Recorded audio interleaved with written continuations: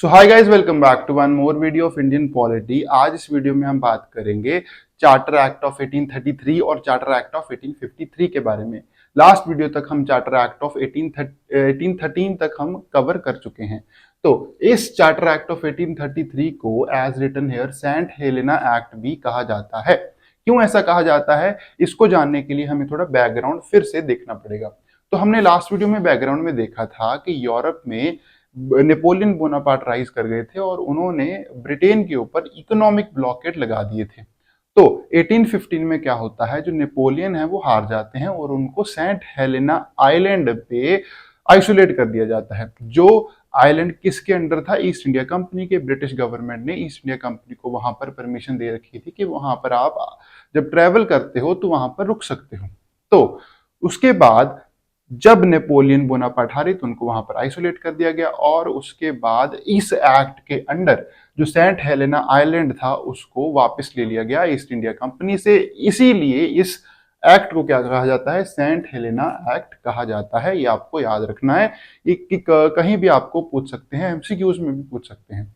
इसके बाद अब हम बात करेंगे चार्टर एक्ट 1833 के बारे में। लास्ट वीडियो में हमने देखा था कि जो मोनोपोली थी ईस्ट इंडिया कंपनी की वो टोटली इरेडिकेट नहीं करी गई थी, वो चाइना के साथ, और टी में जो मोनोपोली थी वो अभी भी कायम थी। तो इस एक्ट ने क्या किया, मोनोपोली को टोटली इरेडिकेट कर दिया। जो ईस्ट इंडिया कंपनी की मोनोपोली थी, इतने टाइम से चलती आ रही थी, उसको टोटली इरेडिकेट कर दिया गया। किसी भी सब्जेक्ट में अब उनके पास कोई मोनोपोली राइट्स नहीं रहे। उसके बाद कंट्रोल में हमने देखा था कि बोर्ड ऑफ कंट्रोल और कोर्ट ऑफ डायरेक्टर्स दो बॉडीज थी जो अपने अलग अलग फंक्शंस को मैनेज करती थी। बट इस एक्ट में जब मोनोपोली को इरेडिकेट कर दिया गया तो अब कंपनी के पास कोई भी कमर्शियल फंक्शंस नहीं बचे थे। अब ईस्ट इंडिया कंपनी को टोटली एक एडमिनिस्ट्रेटिव यूनिट बना दिया गया था। अब वो कोई भी ट्रेड में पार्टिसिपेट नहीं करेंगे। तो इसकी इसीलिए अब जब कंपनी के पास कोई कमर्शियल अफेयर्स नहीं बचे, ओनली पॉलिटिकल और एडमिनिस्ट्रेटिव अफेयर्स बचे, तो बोर्ड ऑफ कंट्रोल और कोर्ट ऑफ डायरेक्टर्स दोनों बॉडीज को अब लगा दिया एडमिनिस्ट्रेटिव अफेयर्स के लिए। अब ये मैनेज क्या करेंगे? सिर्फ एडमिनिस्ट्रेटिव अफेयर्स को मैनेज करेंगे। उसके बाद एडमिनिस्ट्रेशन में क्या हुआ? देखो, एडमिनिस्ट्रेशन में सबसे इंपॉर्टेंट काम जो किया गया, अब क्योंकि एरिया बढ़ता जा रहा था तो गवर्नर जनरल ऑफ बंगाल को गवर्नर जनरल ऑफ इंडिया बना दिया गया। क्या कर दिया गया? गवर्नर जनरल ऑफ बंगाल को की जो पोस्ट थी अब उसको गवर्नर जनरल ऑफ इंडिया बना दिया गया। और फर्स्ट गवर्नर जनरल थे विलियम बेंटिक।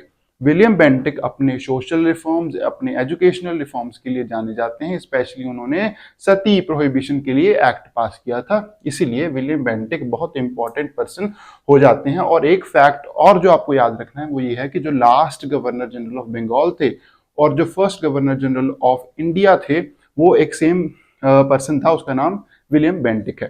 ठीक है, तो अब उसके बाद executive council got fourth law member.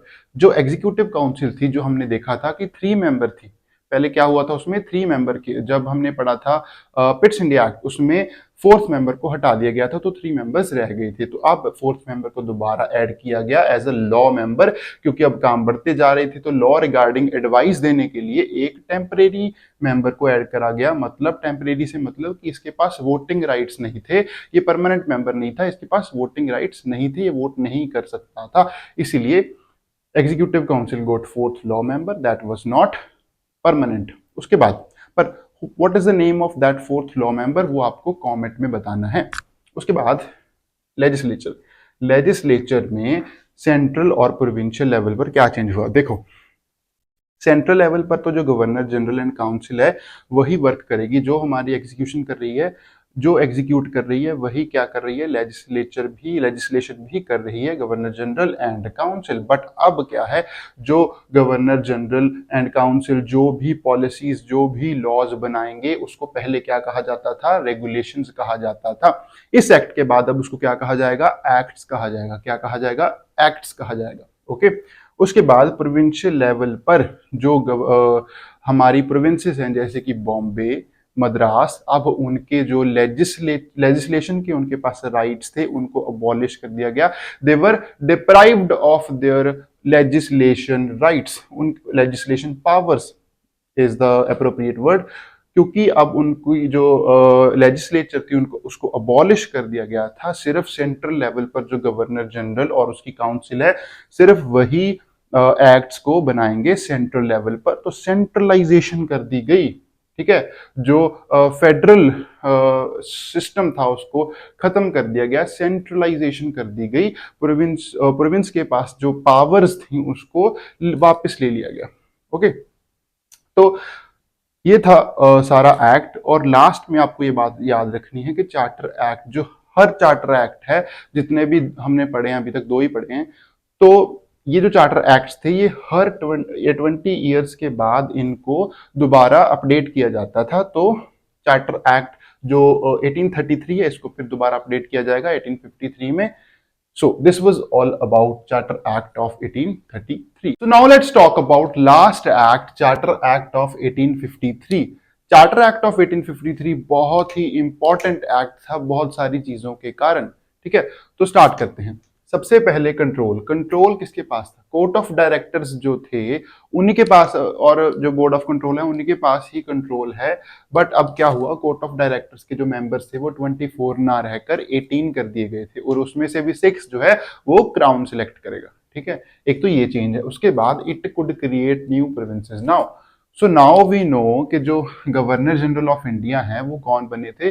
Lord Dalhousie बने थे, ठीक है। तो उन्होंने अपनी बहुत कंट्रोवर्शियल पॉलिसी जिसका नाम है डॉक्ट्रिन ऑफ लैप्स, उसके अंडर बहुत सारे एरियाज को एनेक्स कर लिया था अपने कंपनी के अंडर। तो इसी के टाइम जो सिख एम्पायर है, जो एंग्लो सिख वॉर भी इससे पहले खत्म हो चुकी थी, तो सिख जो टेरिटरी थी वो भी अब अंडर आ गई थी ब्रिटिश कंपनी के। तो इसीलिए ये प्रोविजन लाया गया कि नाउ जो कोर्ट ऑफ डायरेक्टर्स हैं वो अब they could create new provinces, क्योंकि अब मैनेज करना इजी करना था ना, तो मैनेज करना डिफिकल्ट होता जा रहा था। बहुत सारा एरिया अब कंपनी के अंडर आ गया था, ऑलमोस्ट सारा इंडिया ही कंपनी के अंडर आ गया था। तो इसीलिए न्यू प्रोविंसेस को क्रिएट करने का जो पावर्स थी वो अब कोर्ट ऑफ डायरेक्टर्स को मिल गई थी। उसके बाद एडमिनिस्ट्रेशन में देखो क्या हुआ। एडमिनिस्ट्रेशन में हमने लास्ट एक्ट में देखा कि जो गवर्नर जनरल ऑफ इंडिया है वो नई पोस्ट एक बनाई गई है, ठीक है। But governor general of India जो हैं, अब वो गवर्नर जनरल ऑफ बंगाल से डिफरेंट नहीं है।